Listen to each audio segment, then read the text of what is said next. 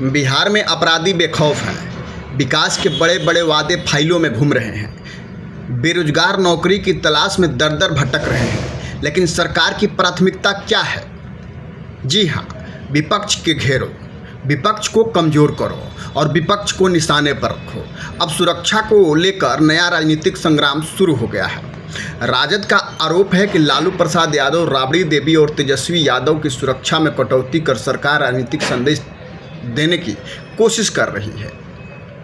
बिहार में रोज कहीं हत्या, कहीं लूट, कहीं अपहरण, कहीं गोलीबारी की खबरें सामने आ रही है। जनता पूछ रही है कि अपराध कब रुकेगा।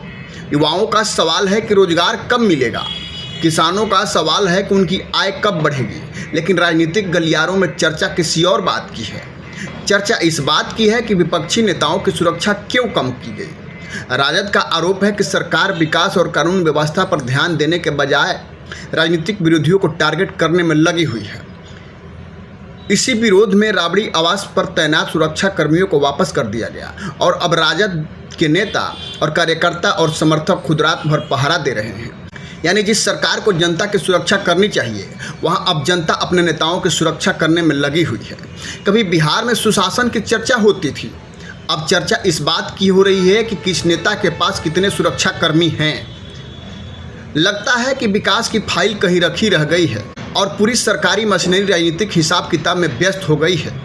सड़क टूटी है तो टूटने दीजिए, बेरोजगारी बढ़ रही है तो बढ़ने दीजिए, अपराधी घूम रहे हैं तो घूमने दीजिए, लेकिन विपक्ष को चैन से मत रहने दीजिए, क्योंकि शायद बिहार की सबसे बड़ी समस्या अब विकास नहीं बल्कि विपक्ष बन गया है। हालांकि सरकार सुरक्षा में कटौती के आरोपों को राजनीतिक रंग देने की कोशिश बता सकती है, लेकिन विपक्ष इसे लोकतांत्रिक संस्थाओं और राजनीतिक निष्पक्षता से जोड़कर देख रहा है। अब फैसला जनता को करना है। सरकार को अपनी ऊर्जा विकास, रोजगार और अपराध नियंत्रण पर लगानी चाहिए या फिर राजनीतिक लड़ाइयों पर। अपनी राय कमेंट बॉक्स में जरूर लिखिए। नमस्कार।